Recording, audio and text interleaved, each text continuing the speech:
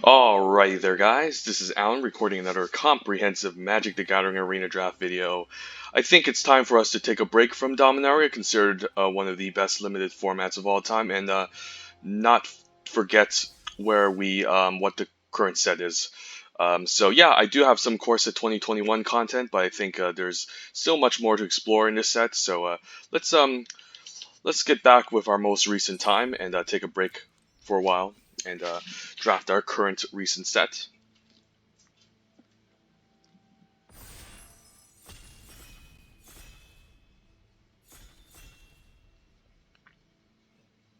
Alright, pack one, pick one. What do we have to find? Pleasure of opening. Ooh, a pretty powerful rare. I mean, V2 is really busted. Black is not the best color in this set, but if you have a card like V2, it can essentially turn your black deck into a powerhouse. Especially does best in black-white with the whole life gain synergy, but even in a non-white deck, it's still very good. So I think Veto is going to be my first pick here. Otherwise, good uncommons include the Wildwood Scourge for the white-green deck. Outside of it is entirely impressive. The best common in this pack overall is Scorching Dragonfire, followed up by maybe Chandra's Magmut and Capture Sphere, which I find both similar in power level. Both are really good cards, both of these two, but Scorching Dragonfire is definitely the best common in this pack. So I think pack one, pick one, Veto into Scorching Dragonfire, and between these two, it is a interesting debate. Since it's a very hyper-aggressive format, the 2-drop is good, but Capture Sphere is always good removal. But here we'll take a V2, and maybe we end up in black-white life gain. If not, it's still very good. Followed by Veto, we see a Face Fetter, another excellent white common that pairs well in the black-white life gain deck. So it clearly has excellent synergy with Veto, and it's going to be my pick here since it was just passed to me. This is a pretty excellent card, best card in the pack overall. Pestilent Haze is also pretty excellent in a black control deck, which would also play well with Veto, and it will probably be my secondary choice. The best common in this pack is by far Feat of Resistance, and I would definitely take it over Swift Response and Finishing Blow. And White didn't really need this card. They had enough powerful threats at common already that giving them even more protection from good removal spells is quite absurd, I think, but it's going to be easy Face Fetter. Tavern Swindler might even wheel if we end up in the black-white life gain deck. I don't mind having it. It's not the most consistent card, but if you can land the life gain, you can get a trigger, and that's fine. But you definitely don't want to rely on the Tavern Swindler as your life gain enabler. But here, white is still the best color. If we have to abandon black, that's fine. We'll just take a Face Fetter. Alright, anything good? Well, we'll take the Mythic Uncommon of this set, Season Hallblade. The reason why I call this a Mythic Uncommon is because, again, it's a very hyper-aggressive format. The fact that you can give this Indestructible and discard card only makes this quite absurd. Putting counters onto this, giving this Flying, giving this Cetizen Training is quite insane. Other good cards in this pack include Enthralling Hold and Shock, and also Roaming Ghostlight. I think I would take Shock over Roaming Ghostlight, but between Enthralling Hold and Shock, they're both kind of close. And I think, given that the format is hyper-aggressive, you just want cheap creatures, cheap spells to cast early on. So Shock can deal with annoying threats like pack leaders and early 2-drops. Enthralling Hold is very good, but it is a late game card, a much more slow card. We were just past a Face Fetter, and now it's a Seasoned Hollowblade, so we can kind of assume that we want to be in white and decide what our secondary color is, and hopefully Veto makes the cut. As we know it, we are past a pretty good removal spell in green. It's not completely broken. I think it's almost at the same power level as Hunter's Edge, which is going to be my pick here. The problem is that this card doesn't give trample, but still, this is very flexible, very versatile. I mean, sometimes you just need to fight off something small, X equals 1, X equals 2, etc., or use or grow a creature large enough to fight something big, and this can be quite strong. Of course, it's sorcery speed, so instant speed removal does blow it out, but still very good. Otherwise, in this pack, nothing amazing. There's a Chandra's Magma. I don't find it Light to Promise particularly playable. I guess it can be if you have a lot of life gain synergy, but even though we have Veto, it's not guaranteed that we're in black. So don't ever restrain yourself to your first pick because that might not be necessarily what the table wants you to draft. Although it's very good and you want to lean towards black, of course, it's not guaranteed that you're going to be in black. And here, I think the easy pick here is the Land of War Visionary or the Truffle Snout. Usually in white-green, you're not looking to ramp, but Land War Visionary is very good. It has definitely gone down in value for me. If there was Drowsing Tyrannodon in this pack, I would definitely take it over Land War Visionary, and we can draft a nice white-green +1/+1 counters deck. But the fact that this replaces itself, helps you ramp, is really good. And I definitely like it over Truffle Snout, although Truffle Snout would be perfect in this white-green +1/+1 counters deck, which is the theme, of course. But here we'll just take a Land War Visionary. I think it's good enough. We don't need to go all in with the counters yet. And it's by far the best card in this pack. So we'll take a Land War Visionary here. Ooh, late Aven Gagglemaster, but there is a Grasp of Darkness. But we have to take the Aven Gagglemaster here. I think we are focusing more on white more than black, since we didn't see any amazing black cards too early. But seeing this late Grasp of Darkness is a huge sign that maybe black is more open than green. Although we were past a Primal Might and Land War Visionary. And I'd be pretty happy with this Grasp of Darkness in this deck, but we can't guarantee that. So I think we'll take the Aven Gagglemaster, given that we were past the Face Fetter and Seasoned Hollowblade. And white is the best color in this set, by far. Even if we're not playing lots of Flyers, the fact is this ETBs and gains you 2 life already is quite good. So I do love Aven Gagglemaster. I think it's an excellent curve topper. Here, we'll just take an easy Makeshift Battalion, plays well in the +1/+1 counter scheme. It's a fine 3-drop for an aggressive game plan if you're going whites. It's a fine filler card. Most of the 3-drops in white are not impressive besides the Siege Breaker. Siege Breaker is an excellent 3-drop. 4-drops, you find most of the amazing 4-drops at common, like the Bazri's Acolyte and Gale Swooper, and then you have good 2-drops like the Daybreak Charger, but here we'll just take a Makeshift Battalion. Good sign that white is where we want to be, and we'll take an easy Gale Swooper here. Turn to Slag I don't value too highly in this set, given that it's very slow, it's sorcery speed. It's fine removal, but definitely worse than Finishing Blow. And again, this is a very hyper-aggressive format, so you don't want to spend till turn 5 to kill something. And the creatures tend to be relatively small, so even if you're dealing 5 damage, most of the time you'll be killing a small creature, and you'll be spending a lot of mana and trying to overkill something that doesn't need to be overkilled. We'll just take a Gale Swooper here. And I don't really want to play Rise again. I guess I'll just take Chandra's Magma. I could also take the red-white duel, but I guess I'll just take the Chandra's Magma here. This is a pretty excellent 2-drop, and we could end up in white-red dogs. The fact that you can just constantly ping the opponent if they have a blocker that's stonewalling you is pretty nice. Rise Again is more like for black-red, green-black, or blue-black if you have a nice bomb like Veto that you want to get back, but I'm not entirely sure if we want to be in black yet. I think we have a nice streamlined white aggressive deck, and that is the late Pestilent Haze. I mean, it's good against our deck, so I will probably hate draft it in real life, but I could just take it here. Alternatively, the King Glidemaster is pretty good in white-blue Flyers if we end up in that direction still. Pestilent Haze is pretty much a nombo of our deck, so in a real life pod I would hate draft it. Here, we're not going to do it because we're not facing against the opponents in our pods. Even though we do have Veto, I don't really want to take the Pestilent Haze at this point. It's quite redundant. Here, we'll take a Sure Strike in case we end up in white-red doggos. And there's a nice pseudo removal spell, and that's okay. And we'll just take an Igneous Current in case we still end up in red-white doggos, as just in case we end up with an Alpine Houndmaster, we can fetch these up from our deck. And I don't really like Staunch Shieldmail. I prefer the Anointed Choristers, but sometimes you just need a 1-drop, and you might not pick up the Anointed Choristers. None of these cards really matter. Okay, so draft went pretty well. I'm not entirely sure what our second color is. There was a bunch of blue cards being passed to us early on, so we could be anything. Here, no amazing white cards. I think the best card in this pack is the Watcher of Spheres. There's also Hunter's Edge. Green looked more open in the first pack, but Watcher of Spheres is undeniably very powerful in our deck. And I think I'll just risk it here. I mean, you never know what the person from our left is passing to us. I think pack 1, pick 1, it is the Watcher of Spheres. It's probably the best gold color uncommon given how powerful it is. It does have excellent synergy for our Flyers. I'd be damned if we end up in white-green, we miss out on the Hunter's Edge, but I'm willing to take the risk. Hunter's Edges would be perfect in the white-green +1/+1 counters deck, and we currently don't have one, but I'll take a Watcher of the Spheres and gamble on blue. It's enough better that I just take it. Waker of Ways is pretty good, but not for a deck. It's more for like a blue controlling deck, which is looking to reanimate. However, Rousing Reed and Rin Wingmare, Rousing Reed is definitely better than Rin Wingmare. Rin Wingmare does play best in white-blue, but Rousing Reed I think is just better.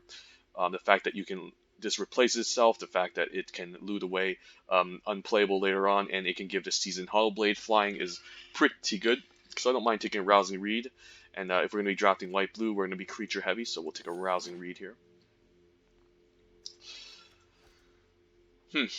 Our first two picks could be misses here, depending on what the person to our left passed us, because blue seemed kind of open in the first pack, but that was pretty early on. We took a bunch of white cards from it.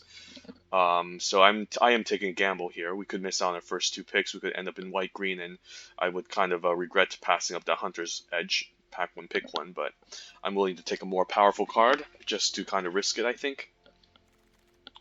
And the Conclave Mentor got passed to us. Well, that's punished. Yep, I guess that's a sign maybe we just should be in white-green after all. Alternatively, there's a Selfless Savior, which is pretty good, but I think the Conclave Mentor is broken enough in a white-green +1/+1 counters deck that we just take it. I don't really want to take a conservative option. I think this is just too good, and a good signal that we should just be in white-green, perhaps.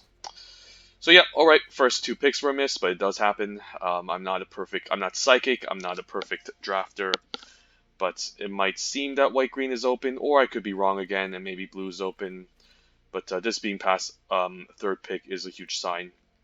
So we should just focus on our +1/+1 counter synergies, if possible. Or we could just pick up a Howlmaster, we could pick up anything. Right now I'm just speculating. This is still speculation, even though we're almost halfway through pack 2.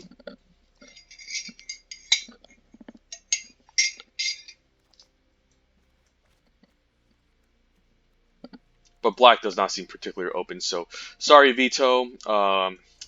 That sucks. But our pack 1, pick 1 could have also been a shock, I think, which red also does not seem particularly open as well.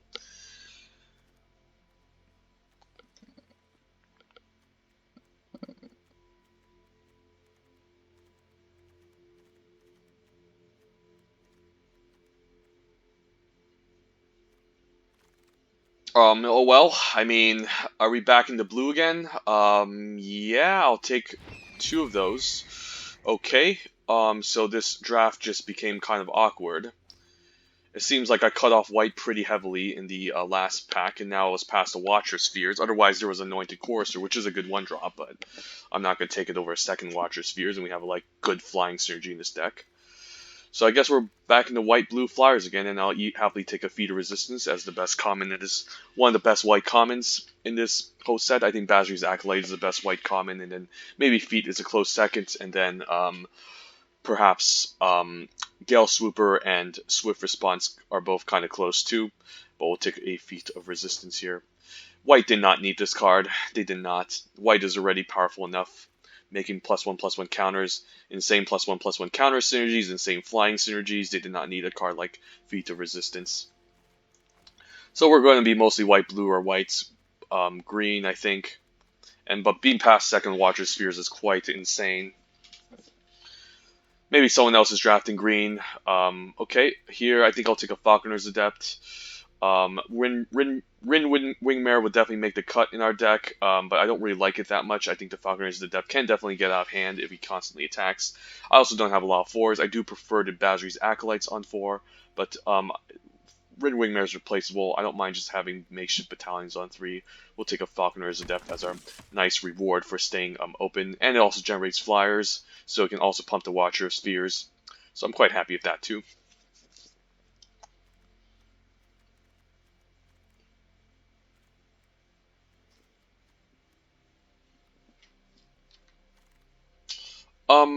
I guess I don't mind a Sky Scanner. It's a Flying Filler 3-drop, it replaces itself, and it has Flying Synergy to Watcher Spheres. Otherwise, this pack wouldn't look very good. I think I would prefer Frost Breath over Secure the Scene, given how aggressive this format is. And again, 5-mana removal spells are not amazing, especially at Sorcery Speed, and giving them a 1/1 white Soldier creature token is not great. It's a fine sideboard card, but I wouldn't take over a Sky Scanner here. It seems like green does not seem open. I mean, we were past the Conclave Mentor, but luckily I stayed open, so it's very important to stay as open as possible, guys. Even if you're past your signpost uncommon at a secondary color, sometimes you just kind of have to take the risk. And now these cards are amazing, and still keep yourself as open as possible. But blue seems to be a good secondary color, given that we got second to Watcher Spheres and a Rousing Reed passed to us, so I'm quite happy. Also, those Rinwing mares could, the first one in the first Rinwing mare could wheel in this pack too, and I don't mind playing it. White blue tends to be more creature heavy, so you don't mind getting um, that extra cost for your instances and sorceries. I don't really want to play Secure the Scene. I probably prefer the Rambunctious Mud at 5 that can destroy artifacts and enchantments. But we'll see. This draft is turning out pretty nicely, and I'll just take a fine Watchdog as an okay 2-drop. It's never wrong playing a Watchdog. Doggos are cute. I am a dog person, by the way, so I'm team dogs. People do say my personality fits better with cats, but I prefer dogs for some reason more. I just love the attention that they give you and how committed and loyal they are. Cats just don't care about you. They just don't care. Okay, well, we wheeled it. Okay, white blue Fliers, Rin Wingmare, nice payoff. So we're definitely committed here. I can't imagine this. I don't even see any late Hunter's Edges or anything. So I think green is cut off. But even though we were past the Conclave Mentor, so we missed out on a Selfless Savior and a Gale Swooper. That's fine. And I don't think we missed out on much by taking the rest of these other cards. I could even main deck this Library Larcenist. I'm not a huge fan of it, but if you can give it Flying for Gale Swooper or Rousing Reed, I think it can make the cut.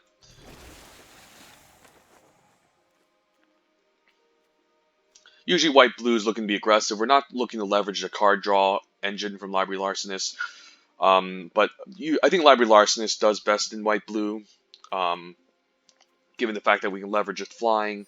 I can't really find a home for this card, to be honest. Usually cards like this are very good in other formats, like Coreset to 2020, but the thing about Audacious Thief in Coreset 2020 is because we had cards like Fan Fleet Cutthroat on turn 4 that followed up with it, and also Blade Brand to give it Death Touch. It made and the Goblin Smugglers to make it unblockable. Audacious Thief definitely overperformed in that set, but in this set, Library Larcenist does need a little bit more work. Ooh, Glorious Anthem, that's pretty broken. Alternatively, there is Basri's Acolyte, but it is the Glorious Anthem here, I think.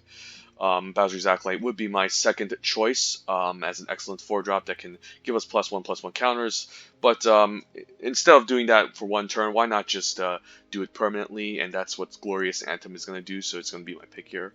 So we'll take it. Yeah, and I think pack 1, pick 1. It's Glorious Anthem, Basri's Acolyte, and then Heartfire Immolator. I used to think red was the best color in this set, and don't get me wrong, I think it is the second best color, and Heartfire Immolator is a very good card, and red is a very good card, but white has definitely impressed me more than red.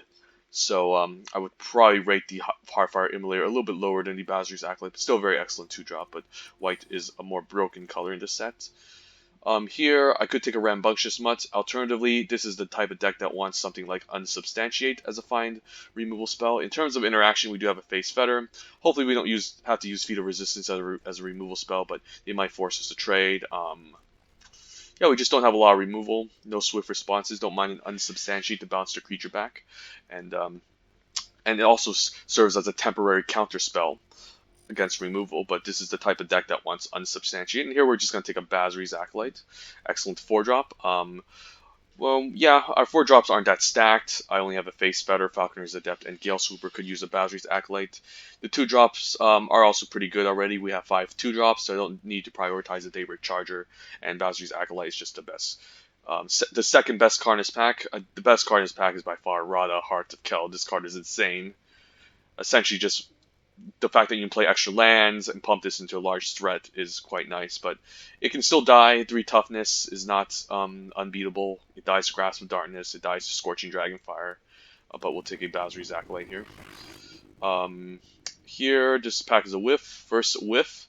This is a first unplayable plaque. I guess I don't mind a Staunch Shieldmate. There's still Land War Visionary in this pack, but we're not really ramping in this deck. And again, I think Land War Visionary has gone down in value for me because it's a really aggressive format. You're not really looking to ramp into anything. This is a very good card though. It's still in Theros Beyond Death. Land War Visionary would be completely busted, but in a set like this, I don't think it's particularly amazing. And I would even prefer Drowsing Tyrannodon over it. But here we'll just take a Staunch Shieldmate, and we'll take a Swift Response since we're lacking removal.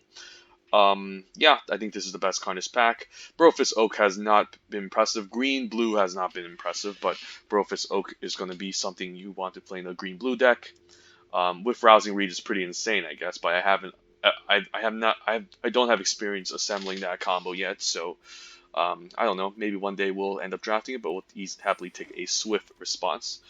And here we'll just take another Makeshift Battalion here as a fine 3-drop. And we are lacking playables, so hopefully we can find. So we could still end up playing this Library Larcenist. Pretty bad pack. I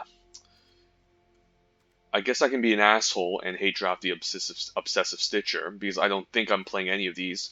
I guess how much card draw do I have? Rousing Reed, Library Larcenist. I guess in theory I would play the Tome Anima, but nobody likes that card. But I'll still take it anyways, just not to be an asshole taking someone's card. I could just take a land duel here. I don't think I need Teferi's Protege. We're not really a control deck trying to leverage card advantage.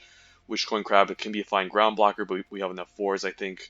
We'll just take a nice dual land to fix our lands. But I think we navigated this draft quite well. I'm quite happy. We could even play the Secure the Scene if need be. Tome Anima, again, we're not trying to leverage the card draw, but it has deep. I guess I don't mind Lofty Denial. Lofty Denial seems pretty good, especially with a deck full of Flyers. So I guess this is kind of our deck. I guess we could even run 16 lands. I guess I'll take a Prismite here. Maybe someone start taking all the blue cards late in the pack. So we didn't see a lot of blue, but we also didn't see any amazing good cards that paired along for our white cards, so I think we are in the right archetype for now. I would love a Short Sword, though. Short Sword would be pretty good. But I do like Lofty Denial in the blue-white Flyers deck. Lofty Denial is unplayable, I think, unless you have a good number of Flyers. But this is a pretty nice spell to have.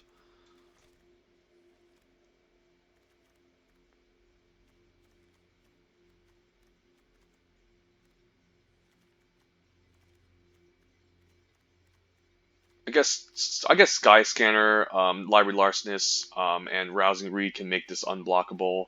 But I'm still not sure. I guess I'll take a Prismite in case I need a random 2-drop. I'm hoping I get something final in this pack.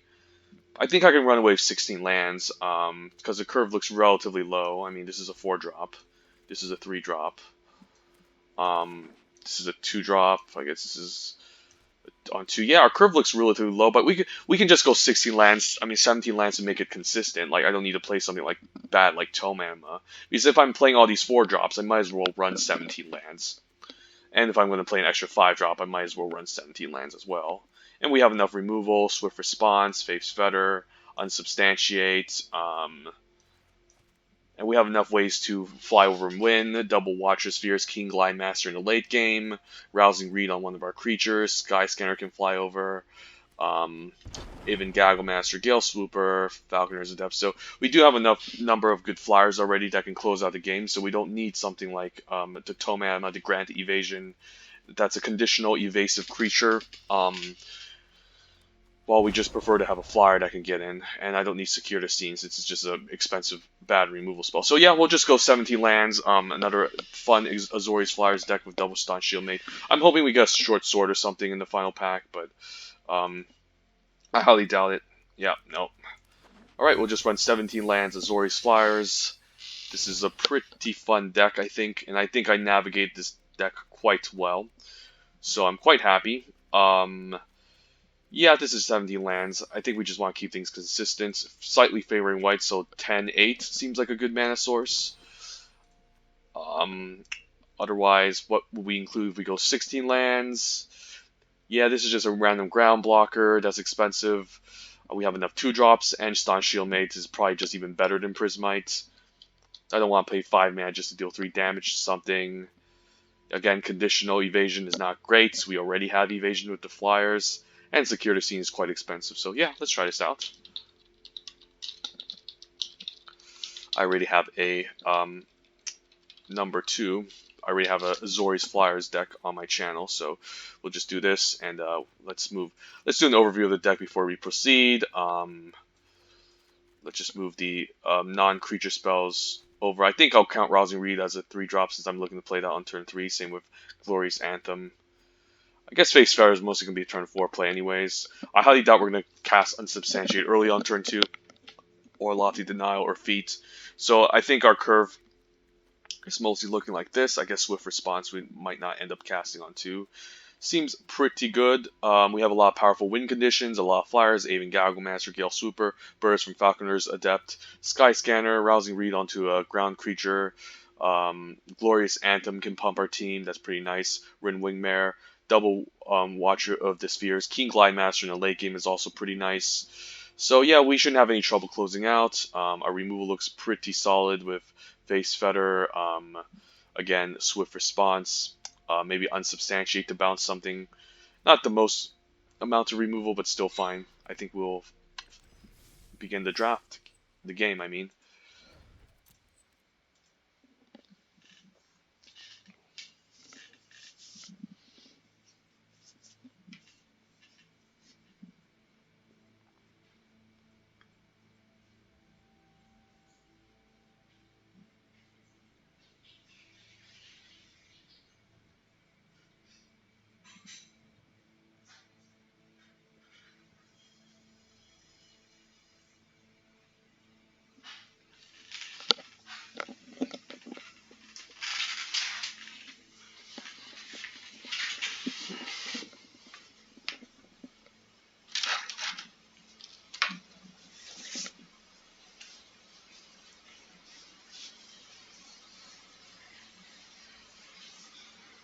Oh, I also forgot, Season Hallblade is the mythic uncommon of our deck, so if we can give it flying, put counters onto it, or even Glorious Anthem, it's pretty absurd. But yeah, let's begin. I would have been happy with an equipment in this deck too to maybe enhance our creatures. So we have a 2-drop and a 3-drop.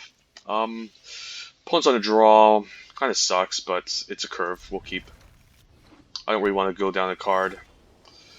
Ooh, Season Hallblade. I guess we'll play Season Hallblade on turn 2. We can hide them. We can hide our second color. We don't need to play it. That's a fine 2-drop, but nothing amazing. Season Hallblade can just essentially just win the game outright, as long as it doesn't get blanked. We're fine taking 1. We'll definitely race faster than them with a 3-powered creature and against a 1/3. Right, let's see. Drowsing Tyrannodon, okay. I'm fine attacking into that. No biggie. And then we can Gale Swooper later. Let's move to attacks. He's taking it, okay. Yeah, we don't have any double blue. We'll hide the blue source. We're just going to pretend we're mono white for now, and then we can surprise him later. Guess I might as well cast my blues because eventually I think I might need to double spell Keen Glide Master here. Might see a Hunter's Edge, okay. Nothing we can do about that. And I don't think keeping the Season Hallblade black back will do anything. So this has officially become a race. So we do kind of need to get in. So here, what can I do? I don't need to play out the Gale Swooper. What I can do is just play out Makeshift Battalion Staunch Shieldmate. And if that's the case, I can set up a turn with Gale Swooper, giving this flying and giving it counter. So maybe I can just do that instead. And get in for 3. And we can even chump with the Staunch Shieldmate if need be, but we will just stay back for now. I think we're going to hit harder since we have more power on the battlefield, so I can afford to take this.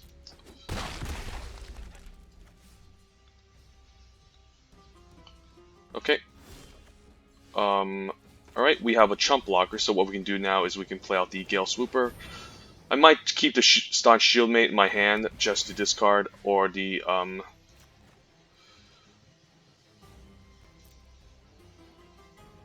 Keen Glide Master, but I'm fine just attacking here, just gains a counter. He could have a Swift Response, probably has a Swift Response, okay.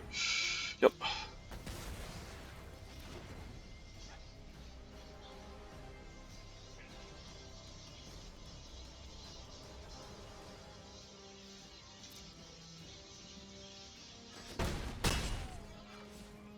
I guess I'll play the Staunch Shieldmate. I don't really want to discard my Keen Glide Master, but I think I could be okay.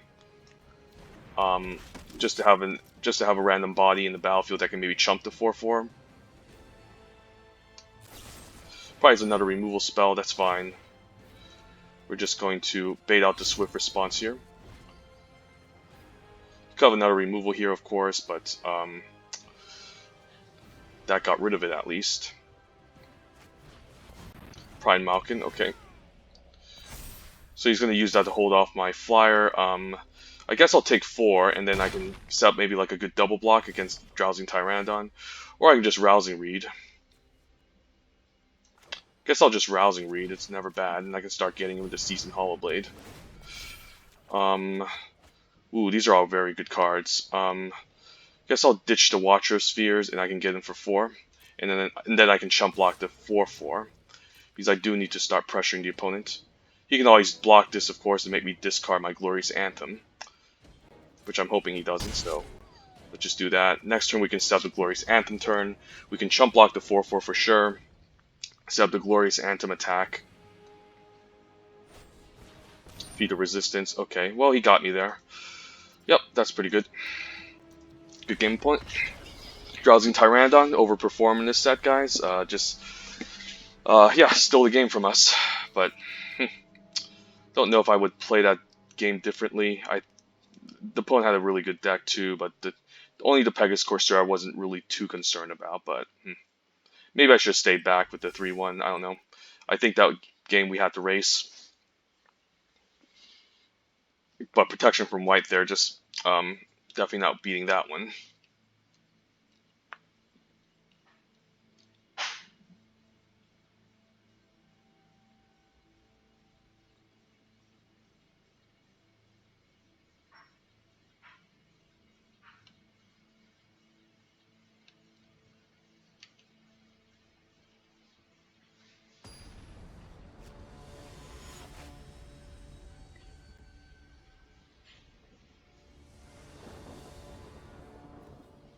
Okay, well, not amazing, but we have a bunch of Staunch Shieldmates. We're on the play.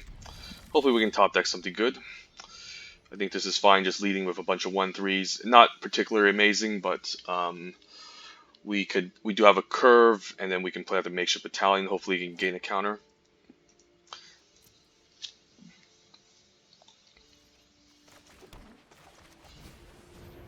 Watcher Spheres will be a pretty excellent top deck, or Seasoned Hollowblade next turn.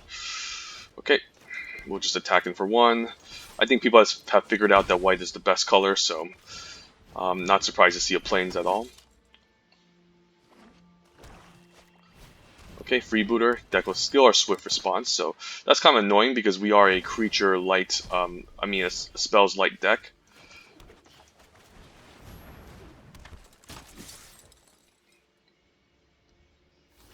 So we don't have a way to maybe kill this. Probably not. We could bounce him back, I guess, and then use a Swift Response later on one of his creatures that decide to race us. Fetid Imp is going to keep play defense. Okay, so we need something good. I could just trade the Makeshift Battalion. It's not a bad idea. I don't mind just trading here, and then we'll just play the second one. Because we don't have any way to deal this Fetid Imp. We only get him for 1, which is really bad, but I think I have to kind of pull the trigger here, otherwise he can just keep this back forever. And we don't really want that, so we'll just pull out the second one, play out the land he knows about.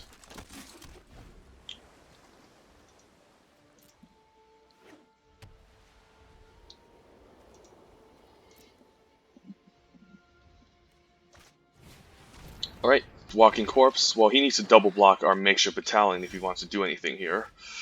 Alternatively, I can just offer one of my Staunch Shieldmates. I think it's fine offering a Staunch Shieldmate. I mean,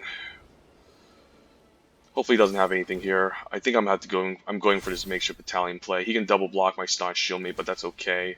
I get him for 5, which is important. Hopefully there's nothing here like a Swift Response. I just want to put a counter onto this. So then it can start swinging past these two, and he's forced to do a double block. And Staunch Shieldmate I don't really care about. I have 2 creatures for the Bazri's Acolyte anyways. That's a good card, however. But it's more of an aggressive card. Rousing Reed's pretty good. Don't mind a rousing read onto the makeshift battalion. Alternatively, I can rousing read on the staunch shield mates, but I'd rather just put on a makeshift battalion. Hopefully it doesn't have a swift response. That would suck. That would suck real badly, but we do need to kind of dig here. Ooh, Azorius Acolyte. These cards are all very good. So do I attack? This is a lot of damage, but there is a swift response that I'm going to be pretty sad here. So maybe I just stay back here. But he could have Grasp of Darkness. We're going for it. Let's see that swift response. Nope. Okay. Gotta just go for it because he could have Grasp of Darkness and I can miss out on some crucial damage. Next turn, I think we're just going to pull out the Azorius Acolyte. There's really no need to Glorious Anthem, I think. There it is. Grasp of Darkness. So, at least that wasn't a 2-for-1.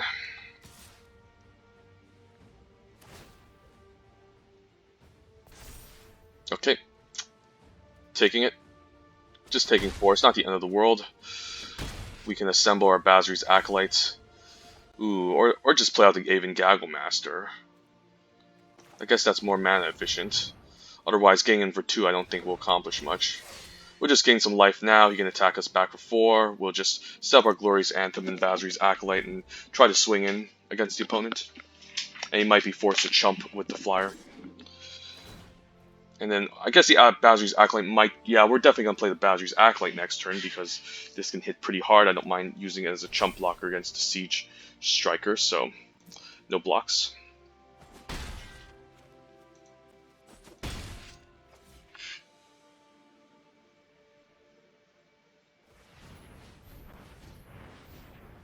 Okay, tapping 5, maybe a Blood Glutton.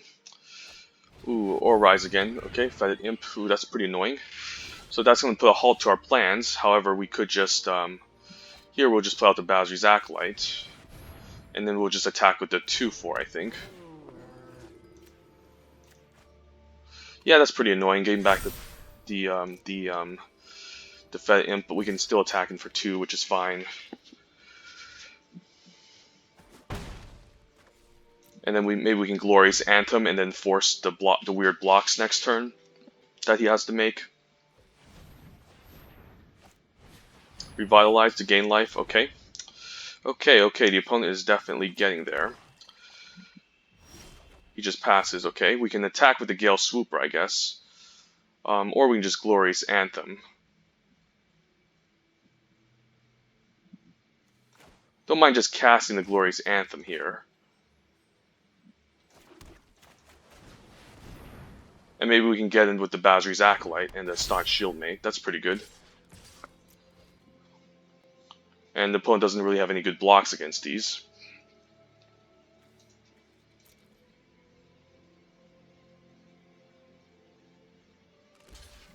Okay, we're definitely going to kill the Siege Striker.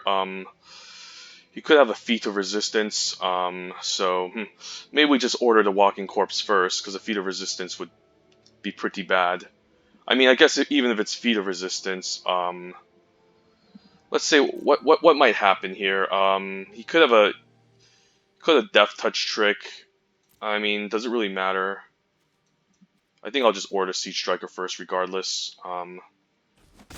Okay, so it's gonna be a 2-for-1. Okay, that's interesting. I mean, it's just trading. Okay, that's good. So now the Staunch Shieldmate can start getting in. And he might still have to stay back with everything. So that was pretty good. I don't mind that 2-for-1. Infernal Scarring, he can just get it back, I guess. I'm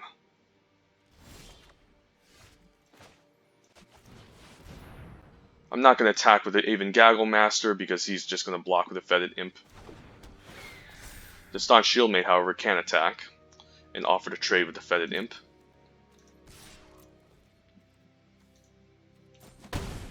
Okay, not bad. And now the Gale Swooper and Staunch Shieldmate can both attack, or we can just attack with all. Maybe we just attack with all. Yeah, we'll just swing in with all. I think we got this. Yeah, we just go for it. He can make the best profitable blocks, but he's still a blocker short unless he has a removal spell like Final Blow. But he's gonna have to rely on Final Blow and on the Staunch Shieldmate, I guess. Okay.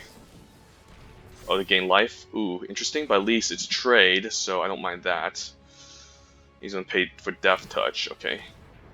Okay, so the opponent's going to stabilize a bit, but we still get our swift response back. And we have a 3/5 body on the battlefield, so it's not the end of the world. Okay. Slightly punished there, but we're still fine. Indulging Patrician, however, is not fine. Archfiend's Vessel also is not fine, because he can just reanimate and make it into a 5/5. Watcher's Fears is really good though, so we'll just play that. We'll just keep the land in hand to represent something. There's really no need to play out the land. I guess if I have some nice protection spells, then we're good. Griffin Airy, so he does have a white-black life gain deck. So what happens now? If I attack with both, he's just going to gain a bunch of life. Hopefully he doesn't have a reanimation spell for the Archfiend's Vessel, but I guess I need to attack here. Otherwise I don't think we're going to win, so I think we have to go for it.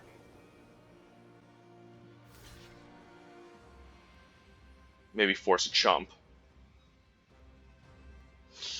Please don't have anything here. Okay, that puts him down to 1, which I'm fine with. Okay, 1 is fine. So now he's forced to maybe chump again.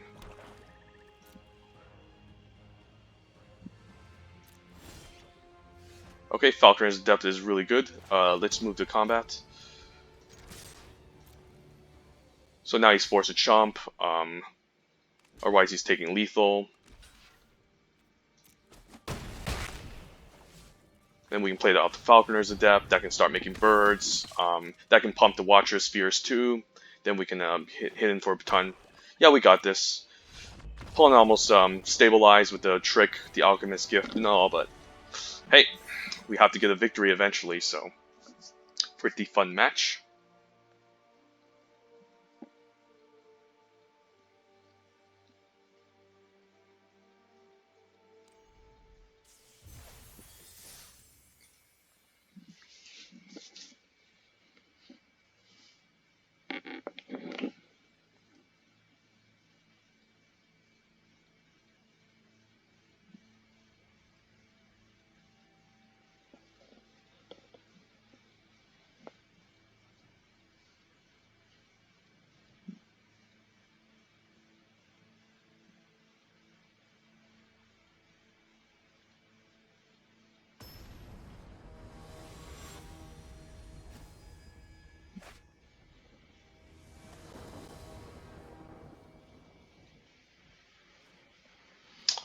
Okay, King Glide Master. We do need our double white, but I think it's a fine keep. We're on the draw.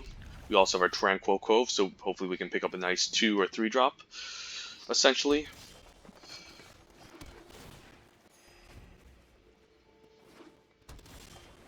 Okay, I guess we want our white more than we want blue. Casino Ender turn opt here. No opt, okay. No Lore Skelquaddle, please. No, not this time. Okay, we're fine. Guess we can attack him for 2. There's no flash creatures I need to be aware of. Then we can play the Falconer's Adept next turn. The Lofty Denial can come in handy if he tries to tap out here.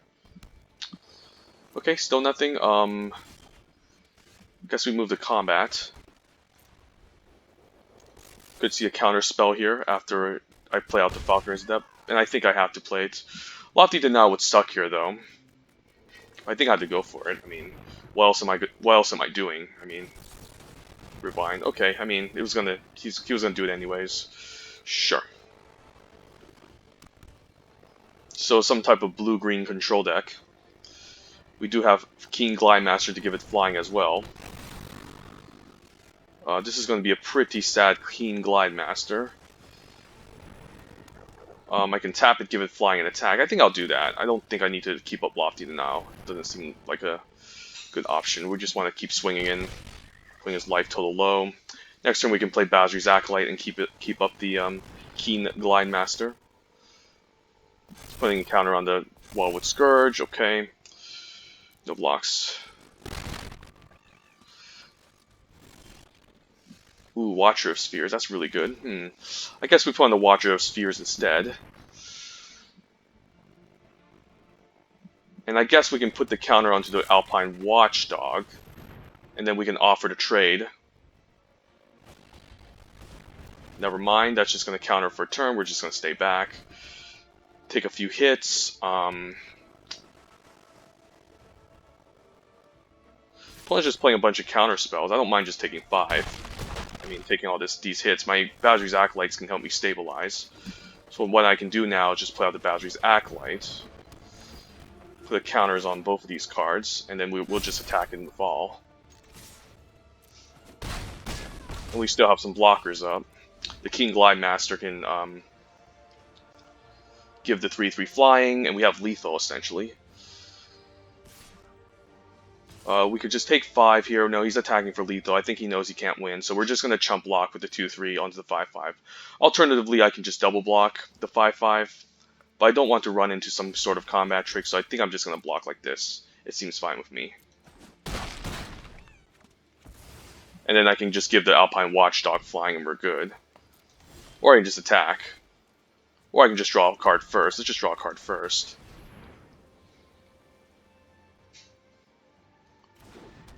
Could be holding on to a swift response, perhaps. Guess I don't mind just attacking with all. Could be holding on to a swift response. That would suck.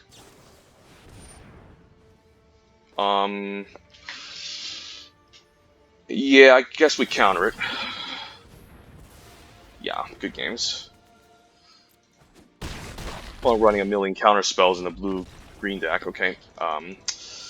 Some people do weird things in limited, and you know, gotta experiment sometimes.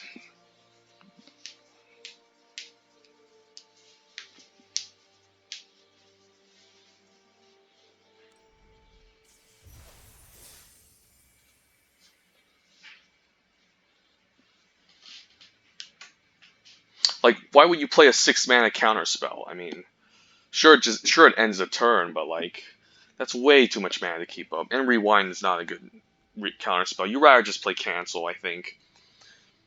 I guess his type of deck is playing multiple counter spells. That's why he's main decking a Rewind and all that other stuff. But that's not what you want to do in this format, especially when it's like a turn 1, turn 2 type of format where the players are just playing creatures constantly. Here we do have a turn 2 King Glide Master. We want to draw. I think I'm fine keeping this. It's not an amazing hand, and missing out on a land drop will punish us. However, if we don't miss out on a land drop, we should be in good shape. So 2 extra draw steps. We're running 17 lands. We have to get a land drop here, okay? So I'm just going to play out the King Glide Master, hide our second color, no need to play out the plains. And then we can play out the Sky Scanner to hit our land drop, essentially. Cultivate. So the opponent's ramping into some weird stuff. We do have a Face Fetter to answer it. Hopefully he doesn't splash in like the Kitesail Freebooter to steal our Face Fetter. But we're fine just curving out our Sky Scanner here. So we can essentially just kind of hit our land drops. Which are very important, of course. Alternatively, we could play out a Makeshift Battalion and hit down a little bit harder. But there's no guarantee that we're going to deal with it. Face Fetter is pretty good here. Because that thing has reach, I do need to deal with it, so I'm fine tapping out for it. And then we can attack it for 3. And then the game plan is to fly over, so we just want to deal with as many reach creatures as possible.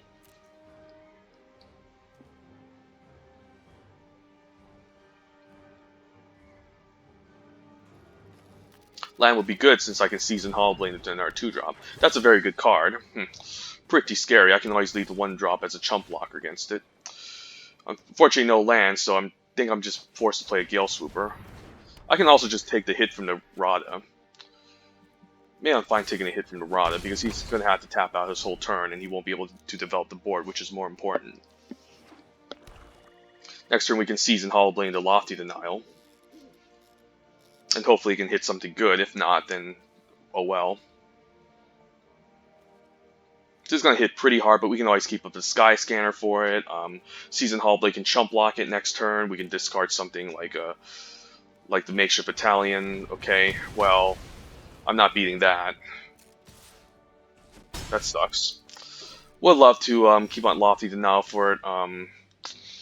So what now? What? I guess we just play out Season Hollowblade. I think it's good enough to have here. And then maybe we can just discard the Makeshift Battalion since it's not attacking It's just an annoying ground blocker. So I don't mind just blocking the Rada, forcing him to pump. Well, I guess I'll just Lofty to now it now.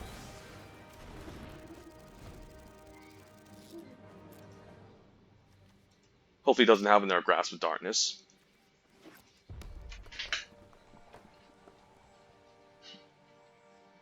But I can definitely just chump the Rada. Colossal Dreadmaw is going to trample, but that's going to be quite annoying. So we don't have any clean attacks with it, so land is good. What we can do now is we can play out the Aven Gaggle Master, gain some life, put a clock on him, attacking for 1. And then we can always keep up the Indestructible for Seasoned Hollowblade to answer the 3-3.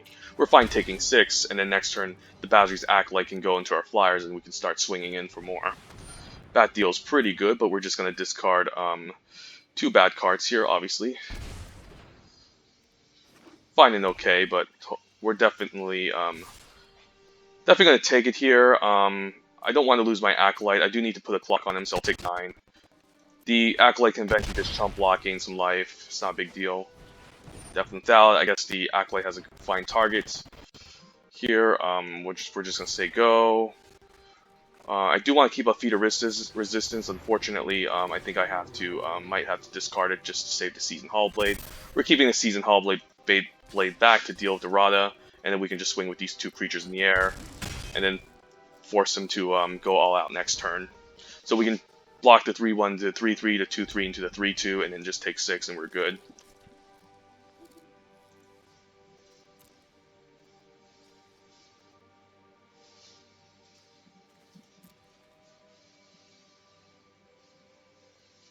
I can also just let the Seasoned Hollowblade go. Might have a fight spell here, like Hunter's Edge, that he top-decked. Obviously, there's not much I can do about that, so we'll have to let that resolve. We'll take 7. We have a 2-turn clock still. He can use the Rada, so I'm forced to block Rada and lose my Feat of Resistance.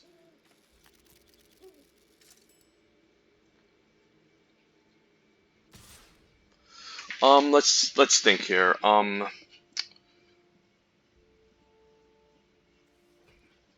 It costs 6 to pump. 1, 2, 3, 4, 5, 6, which is lethal. So, yeah, he just has too many lands here. I think I have to block this Seasoned Hollowblade, force him to pump. We do lose our Feat of Resistance, but I have to do this. Alternatively, if I do have my Feat of Resistance up, that's not going to do anything, so I have to do this. This doesn't have Trample, it only has First Strike. I think we're fine just bouncing back and forth. Yeah.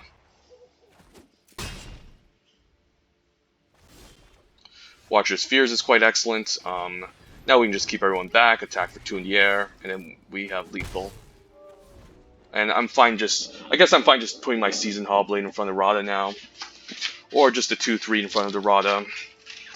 Fortunately, he might... Ooh, Chandra's... Yeah, it's not going to do anything. We got this game. We got this game pretty good. Yeah, actually, we're just going to go for this because the First Strike can prevent life gain. Yeah, we're just going to block like this.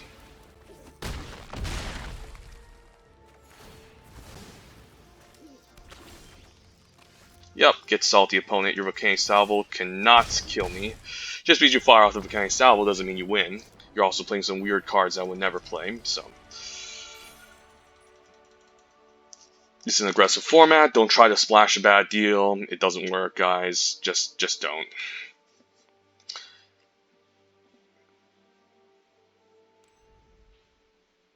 Okay, so currently 3-1. Let's keep playing.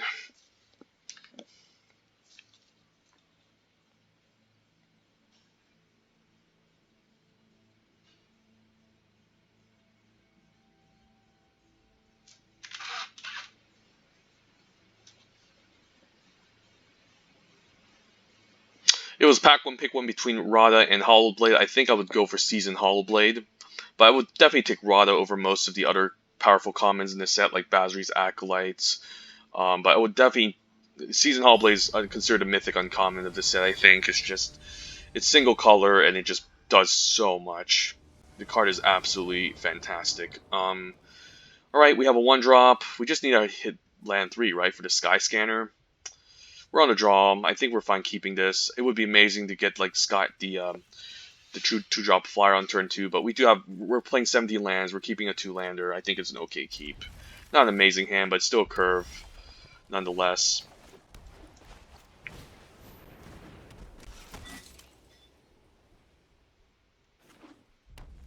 One, three, whatever. We can keep up Lofty Denial. Staunch Shieldmate doesn't do anything. Opponent's just going to discard right away. So red-green deck, or he's trying to splash something. Let's attack him for 1. Lofty Denial could maybe counter a 3-drop. We can leave a makeshift battalion, perhaps. It could get shocked, of course. I guess we can't really counter it, so we'll let that resolve. I guess I don't mind playing Sky Scanner, because if I get my second white, I can put the counter onto it, and that's pretty good. Do I attack into Dryad here? He could have a shock. That's pretty bad. I think we just stay back. Because a shock would grow this, kill a Staunch Shieldmate. So it's I mean, he would be wasting a shock on the Staunch Shieldmate. So gotta keep that in mind. Another Dryad, so these can get out of hand. So I do need to kind of pressure the opponent. Here, let's just play land. Guess I don't mind playing the Gale Swooper. There's probably going to be an inevitable end with the shock, but if he doesn't have it, I think I'm fine. Okay, so no shock. Okay. Otherwise, I think he would shock the Gale Swooper ASAP. He could have another removal spell here, so that would suck. We do need double white. Okay, so Lore Scale is a scary card. However, we do have Lofty Denial up. There's definitely no blocks here. We'll use the 1/3 to hold off all of his creatures. Swift Response is very good.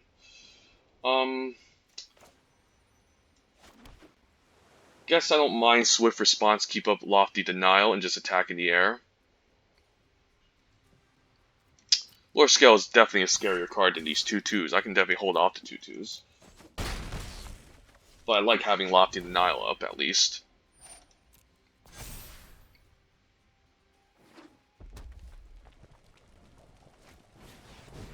That's a strange card to be playing. Well, I should have countered it. Yeah, I messed this one up. I definitely messed this one up. I should have just countered it. I guess he'll gain a trigger anyway, so I guess I don't have to be too scared.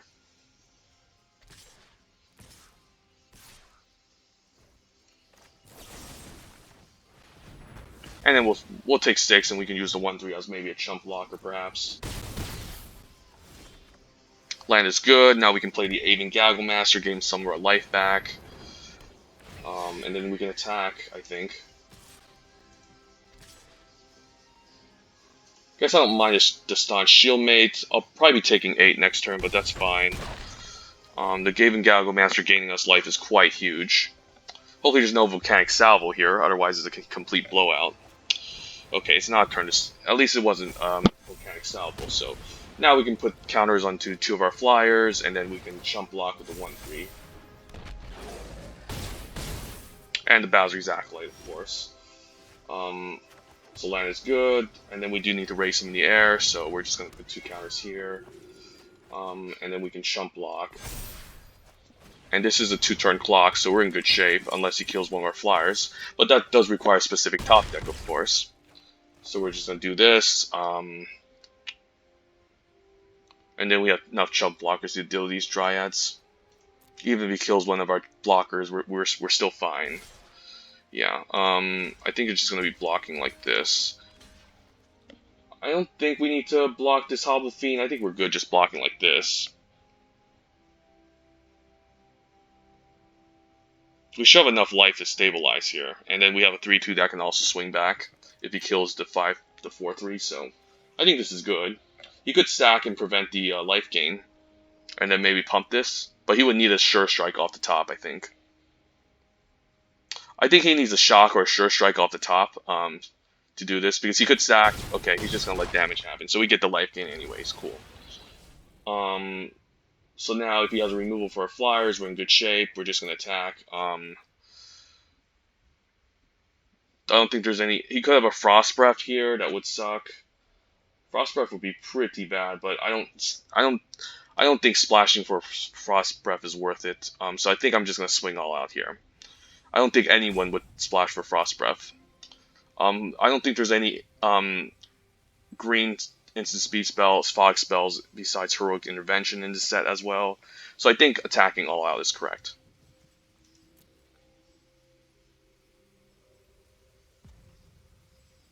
Guess the opponent's just salty, so he's just gonna rope us. Okay. It's another weird drafter trying to splash 3 colors again.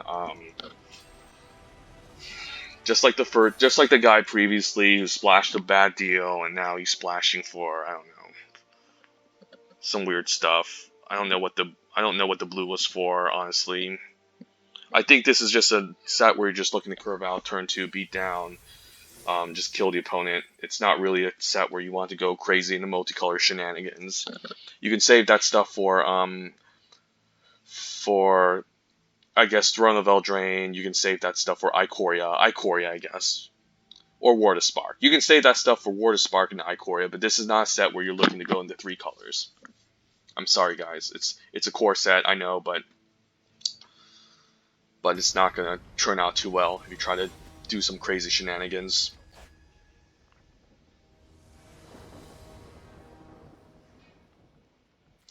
Okay, turn 2, this looks good, and then hopefully we can pick up some future flyers, but this is a fine keep. We'll leave a plains and play the Watcher, and then hopefully we can find a flyer we can play for cheap. Or we can, I don't really want the Rousing Read on the Watcher, I think it's redundant. So I'm going to wait until I can cast a Falconer's Adept and Rousing Read on that instead.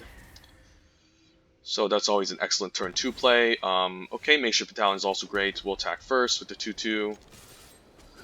Don't think there's any instance, but there's Run Afoul, I guess, that can answer my flyer. But here we're going to play on Makeshift Battalion, curve out. Just try to run the opponent over, I guess. If he's missing a land drop, he should be in trouble, but he's not. So Lord Skelquaddle may come down here, I guess. We can always try to race that. Knew it, okay. It's like I'm psychic, I knew it. Here, I guess I don't mind just attacking. I can also just play out Watcher the Spheres, keep up Lofty Denial. I think I'll do that. I know I can probably Rousing Read the Falconer's Adept, but I'm afraid he might keep up something like a Hunter's Edge. So I think we just want to kind of... Ooh, that was a huge misplay. I missed the damage. Okay, forgot about that interaction. So we're going to take 3, we're going to play around Hunter's Edge for the Lofty Denial, because I think that's the correct thing to do. Landwar Visionary, we could just counter that. Guess I'll counter that. I mean, I might as well use up my mana now. And then deny a card draw, deny this from growing, and essentially just race him in the air. And he might be forced to. Okay, he's not doing anything here, so we can safely play out the Falconer's Adept and then put a Rousing Read onto it. So I think we're fine just swinging back. This is a lot of damage. And then the Falconer's Adept with the Rousing Read plus making a bird is essentially lethal. So yeah, you can lose games really quickly in this set, so the mid-rangey stuff usually doesn't happen too much. There's just too many flyers in white. Even if you're not playing white-blue, there's still a lot of flyers in white. So it's definitely not a set where you want to do some mid-rangey ramp stuff.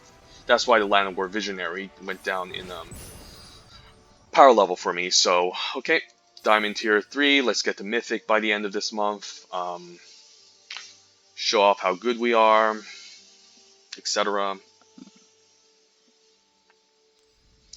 Alright, currently 5-1. First game is the only one that we lost, funny enough. So we're just facing against people drafting weird jank at this point. Hopefully not. 5-1, pretty good record. And I'm quite happy with this record too, because I think I made every correct choice in this draft. So I'm quite happy about it.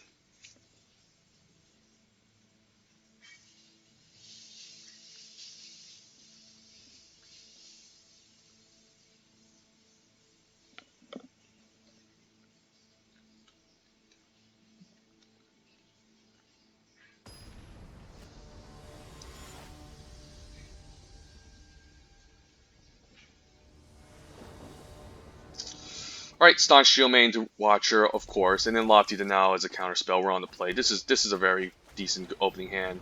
The only way I can see myself losing this is if we flood out and we don't pick up any more playables, which can happen right about now. We'll see. Play the Watcher Spheres. Next turn we have Lofty Denial to counter like a swift response if we decide to attack. Daybreak Charger, okay. So another Azorius Fliers deck. So what I'm going to do now is I'm going to play out my planes, and I think I'm just fine attacking for 2. I do want to trade for the Daybreak Charger with the 1/3 because it's not going to hit hard and it lines up so well against it. Opponent just passes. He probably has a counter. He probably has something. I'm just going to attack. Just pass. Okay.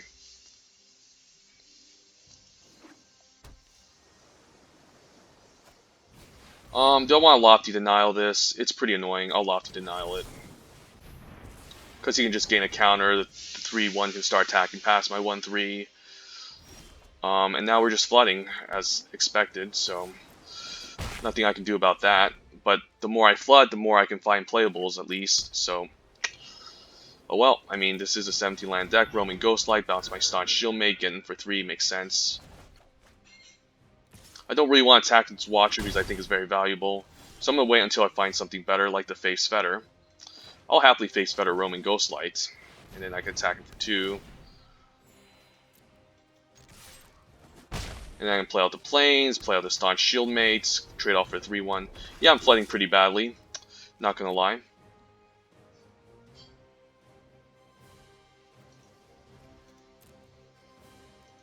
Another Roaming Ghostlight would be pretty upsetting here since he can bounce his own. Okay, a Watchdog I can always contend with, I don't care. Celestial Enforcer is a little bit annoying because he can start tapping out my stuff and he has Flyers. Hey, finally a 3-drop. Let's have a real game of Magic, shall we? So I do need multiple Flyers, otherwise the Celestial Enforcer is just going to play defense all day. That won't block my 2-2, but it's still an annoying Flyer, so... Pretty strange attack. I think I'm blocking it.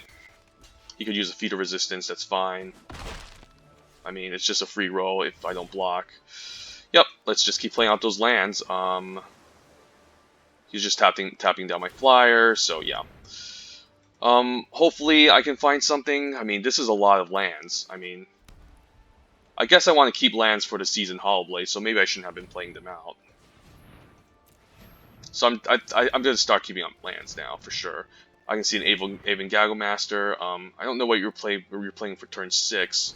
Read the Tides. Okay, drawing 3. In a blue-white Flyers deck. Pretty interesting.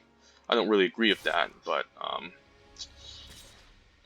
okay, I guess I don't mind I guess I don't mind taking 4. Or I can trade for the 3-1, but... I think I can keep my Staunch Shieldmate for a while. Hopefully just taps out here, but we found a creature finally. And I can give my Makeshift Battalion flying. Thank God, so we'll just do that. Force him to tap our Makeshift Battalion, we can get in for 2. I guess I can also give my Staunch Shieldmate flying, so I'm actually going to do that too. And then I can hit him for 3 in the air.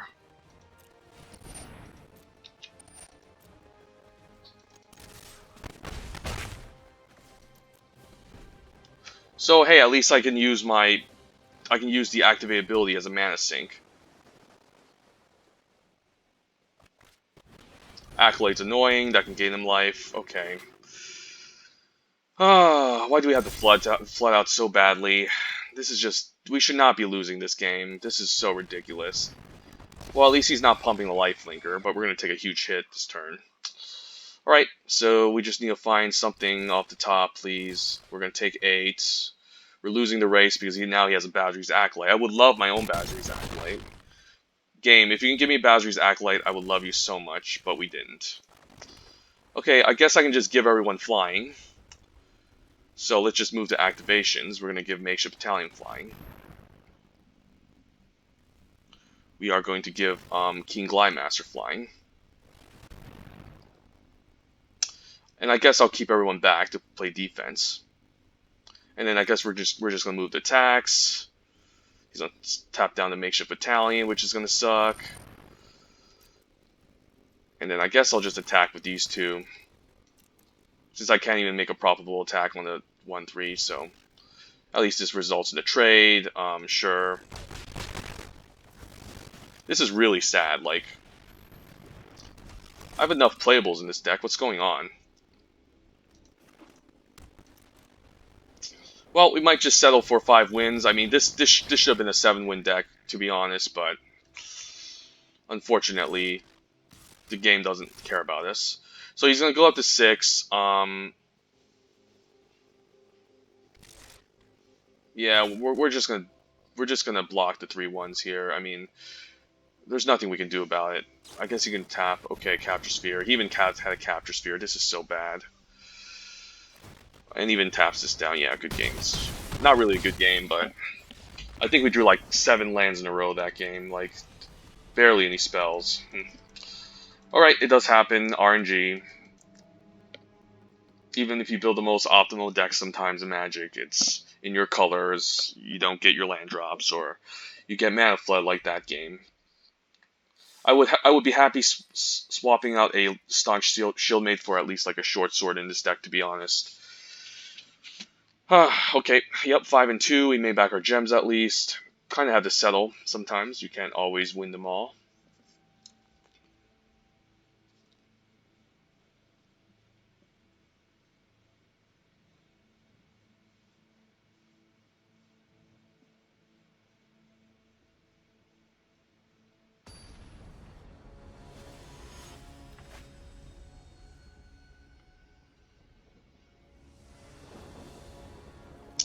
All right, well, this is a good opening hand.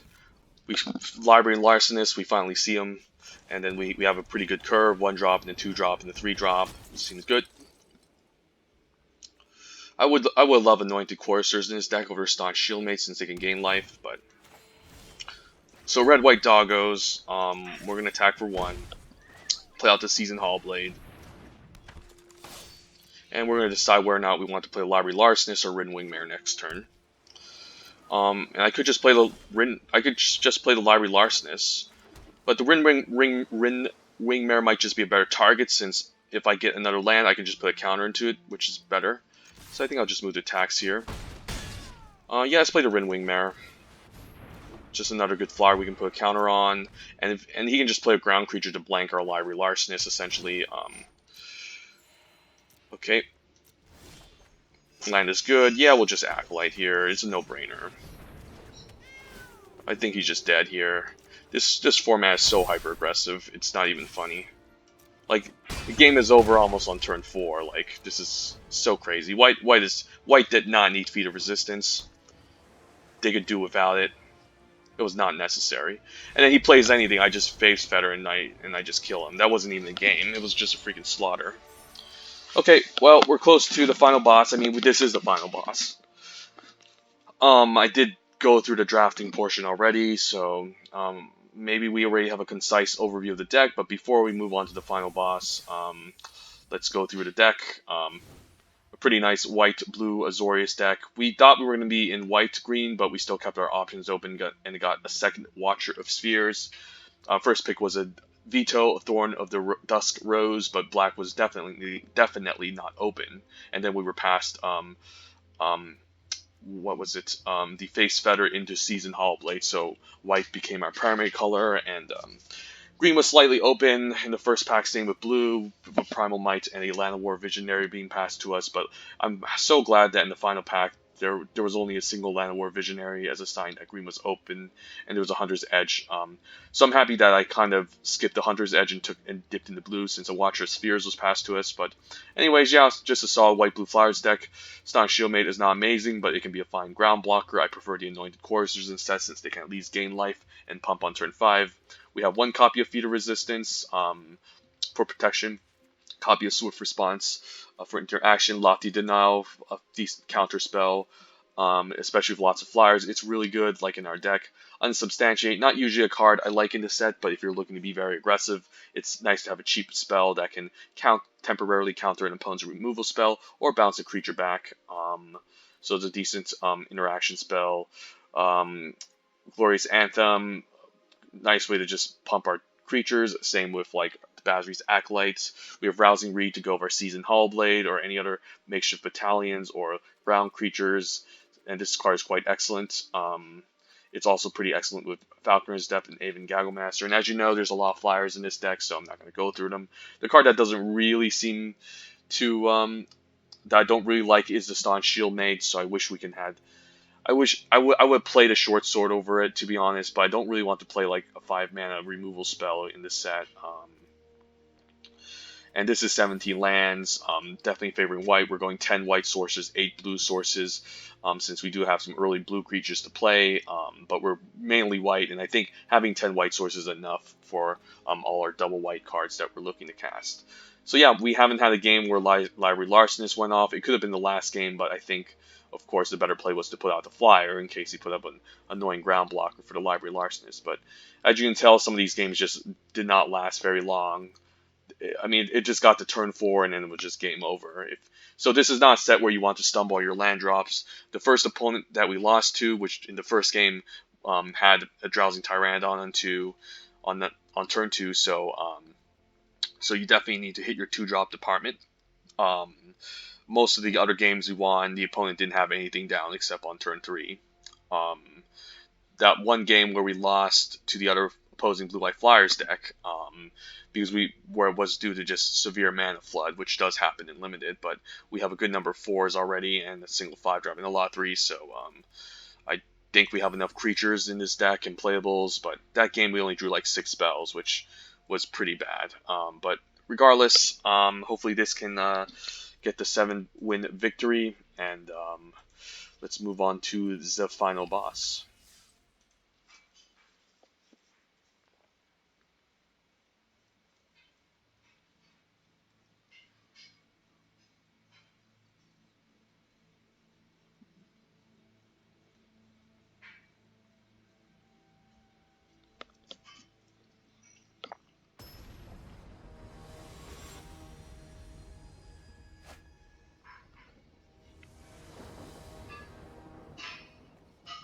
All right, we have a turn 2 Watcher. I mean, 17 lands, we're on a draw. We got to hit our land drops here. And we have Rousing Reed to prevent Flood, so I think this is a good keep. I prefer to be on the play, but who knows? We could play a more aggressive deck than us, and we can get totally owned. You never know. I could always leave with a Keen Glidemaster, but Watcher's Fears of the Skyscanner is pretty good. So I could see a Shock end of turn or Scorching Dragonfire. My question is, do I play around it? Huh, this is pretty... And I think I do. Since I have my land for turn 3, I'm fine just playing out the Keen Glidemaster. If he wants to shock this, that's fine. So there we have it, a shock. So always bait out the worst creature if you know for sure you're going to be fine the turn after. Next turn we can just leave a Makeshift Battalion. There's really no need to play our Watcher yet, or its Skyscanner. Or I can just play out the Skyscanner, but the Makeshift Battalion does hit very hard and goes well to Rousing Reed, so we're just going to lead with it. And hopefully it survives. Could see another Shock end of turn or Scorching Dragonfire. Nope. So Resolves is a pretty nice target, the Rousing Reed. I mean, same with the Alpine Watchdog. Here we're just going to move the attacks. Let's see what happens. I'm not going to Rousing Reed just yet because he could have a Shock in response. Okay, no. So we're going to play out Watcher Spears here, and then that can give us a nice discount for the Skyscanner. He can't respond to it because there's nothing on the stack, so this is quite nice. So we dodged a Shock, so gotta play around stuff. Kind of feel bad that the opponent is turn 4 doing absolutely nothing. That's not what you want to do in a red-white aggro deck. This deck is looking to play the Alpine Houndmaster. There you go. Goes to show you how fast this format is, guys. That was the final boss. I think this deck definitely deserved 7 wins. And I was kind of disappointed on that game where I got flooded. I think the first opponent that we played against, he deserved it. He played very well with the Feat of Resistance and the Hunter's Edges and everything. But the other game where we just lost to Flood, that was just bad. I mean, we even kept a reasonable hand too. But here we are. Let's crack some packs,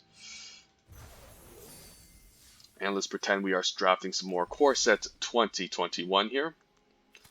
Pack 1, pick 1, Coreset 2021. What do we have to find pleasure of opening? Obsessive Stitcher is great. I think I would first pick it. Yeah, I would definitely first pick it over Chandra's Magma, but I would not first pick it over like a Grasp of Darkness, a Shock, or a Scorching Dragonfire. I'm a big fan of Blue-Black Reanimator. It is a good deck. It's definitely not tier 1 like the aggro white decks, but it's pretty fun. And I don't like to draft aggro in this set because it's kind of boring, just like you saw in some of my previous videos, and especially this one. But Obsessive Snitcher is really fun. You draft things like Gormon. You can draft these Spine Megalodons, the Waker Waves. constantly reanimating cards like Roaming Ghostlight is really fun. And especially if you have tutelage in your deck, it's nice to set up a nice blue-black control deck. But pack one, pick one. Yeah, I'll probably just take the Obsessive Stitcher. Other good commons in this pack include Chandra's Magmut. Deathbloom Thallid is a good common, better in Dominaria, since there was a lot of Saproling synergy. But in this set, it's still a good 3-drop, but not super amazing like it was in Dominaria. But the fact that this can trade for itself, create a 1/1 Sapling creature token, and we can also use the 1/1 Sapling to either chump or sacrifice is quite nice. Um, however, the sacrifice synergies in this set aren't very deep. I did speak about red-black not being so great due to the fact that the active treason effect, the treachery thing, the steal a creature thing is at uncommon, so it's pretty hard to get your hand on those, and therefore your sacrifice decks do go down in value. Unlike Theros Beyond Death, where Portent of Betrayal was a fine common to pick up 1 or 2 copies of in your sacrifice deck, it's really hard to get a sacrifice spell in this set. So usually red-black is not an amazing set tier, but it can be a fine controlling color if you have lots of red removal and black removal. But easy Obsessive Stitcher.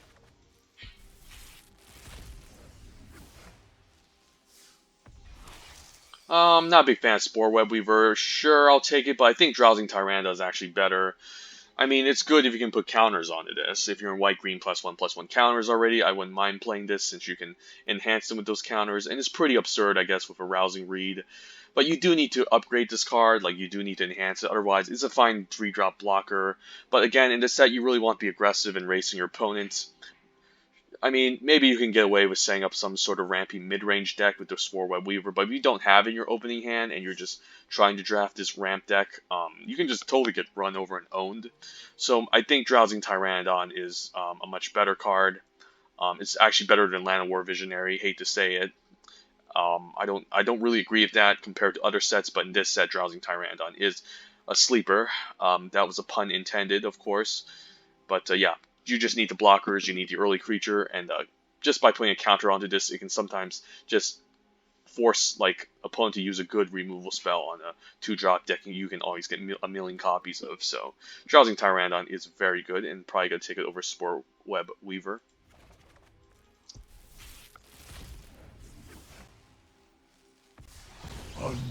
Well, easy Ugin. Ugin, I don't really like to play in an aggressive deck, but I mean, it goes into any deck, I guess. It's pretty awkward having this in a red-white deck, so as crazy as it seems, you might even have to shave Ugin if you end up like playing red-white with an incredibly low curve. But, I mean, definitely a reason to be drafting a rampy mid-range deck to play stuff like Ugin, which can essentially just win the game by itself, so easy Ugin. Other good cards, Basri Solidarity is excellent. I think I like it mostly in white-green, but sometimes it's just a glorious anthem for 2 mana and that's pretty good. So I'm happy playing this in any white deck. Finishing Blow. Again, I don't like 5 mana removal spells. It's still a good card, but definitely goes down in value in this set, given that it's so hyper-aggressive and you don't want to wait until turn 5 to kill something. But in a set like Dominaria, where it's not very aggressive and it's pretty slow and everyone's trying to ramp and play their big bombs, Finishing Blow is a good card, but not in this one. I mean, it's a good card, but not super impressive. Here, easy Heartfire Immolator, Ghostly Pilferer. I'm happy to play in any blue deck, but it's just too slow. Most of the time, the opponent's going to have enough ground blockers to halt this. Sure, you can discard a card, make this unblockable, and then play 2 generic on your upkeep to draw a card, but it's still quite slow. And most of the time, this is just a looting effect. So you might as well just play Teferi's Protege over this, which doesn't even need to attack to get itself tapped. You can just activate 2 mana per turn. But I wouldn't mind playing this. Sometimes you can just play this on turn 2, attack. The opponent doesn't have anything. You pay 2 generic to draw a card. But usually, again, in the set, you're looking to curve out. You don't really have time to play 2 generic on turn 2 just to draw a card. So at its best, Ghostly Pilfer can be a fine late game card, but overall nothing exciting. It's pretty annoying too because Shock is also at common in this set. So if you do discard a card and try to attack, you essentially just get 2 for 1 by Shock. So it doesn't feel good when that happens. But easy Heartfire Immolator, easily the best 2-drop in red in this set. Rousing Reed is an excellent common, but I would take the Hardfire Immolator first over it goes into any red deck, but definitely overperforms in red-blue.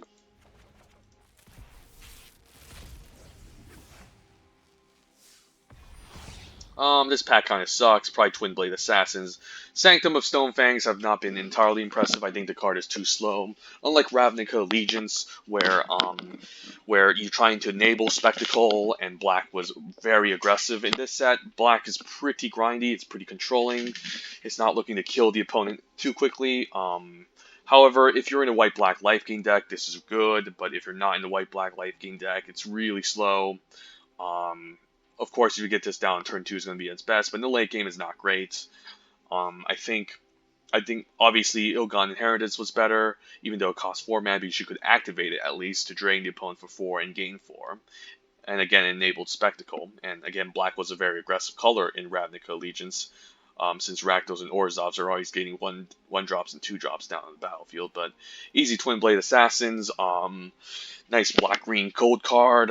The 2 worst colors in this set, of course, but if you have a card like Twin Blade Assassins, you can drop a nice mid-range black-green deck with lots of removal, and then turning all your removal spells into cantrips that draw a card is pretty strong. So, Twin Blade Assassins is good.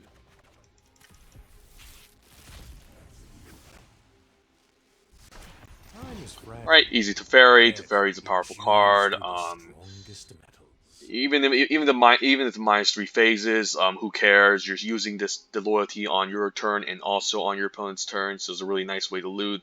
There's a lot of card draw synergy in this set if you're in blue, so that's very good. Essentially, you can just it's also very good to Teferi's Tutelage, of course, since you can just draw and make the opponent mill. But I'll be happy to play first pick of Teferi.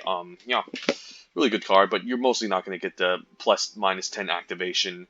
By then, if you're already looting with Teferi every single turn, you essentially just won the game because you found all your best playables.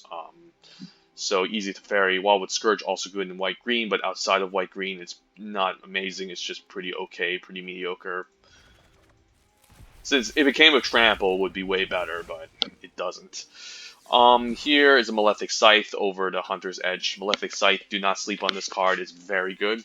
Of course, it's not going to be at its best in like a black-blue control deck, which doesn't have a lot of creatures. It's going to be good in like black-green, black-white, black-red, but definitely not black-blue. The type of deck that wants to play the Malefic Scythe is a creature-heavy deck that's looking to trade off a lot, attack a lot, block a lot, and then this can just get out of hand. Obviously, it's gonna be better in the earlier the game is, because then you can prioritize sacrificing your creatures or putting opponents into awkward situations where they have to race you, and you can grow the Scythe. But definitely not amazing in the late game. It's essentially just a short sword in the late game, so you don't really want to play a short sword in a deck with Malefic Scythe, but Malefic Scythe is really powerful if you can get early on. Do not sleep on this card. You can enhance a creature, get attack, and then move the sword over to a smaller creature, and then you can force the opponent, not force the opponent, but then the opponent has an awkward spot of deciding whether or not they want to race you by attacking and giving you good trades, or they can just stay back, and in that case, you can just move your Malefic Scythe onto your Flyer or something and connect, and then move it back. So Malefic Scythe is really good, but Hunter's Edge is probably the best common in this pack. Just a good removal spell. Invigorating Surge is a fine combat trick, a good one in white-green, of course. Probably not an okay 3-drop. So there you have it, our Coreset 2021 draft. A nice 7-win video. Maybe I'll do another one, I don't know, or we can just go back to Dominaria. I have no idea right now. I'm just so bored of Dominaria. I know, even though it's considered a great format, this was my first Magic set, and I've seen it forever, so maybe we'll do more Coreset 2021. But in the meantime, stay tuned for more content, and improve your limited gameplay experiences. Feel free to comment on my channel. Feel free if you want to donate, I guess. I might as well set up a donation thing on my YouTube. I don't know. But yeah, I'm just helping random people get better at playing draft limited Magic. So in the meantime, have a great day, guys, and take care.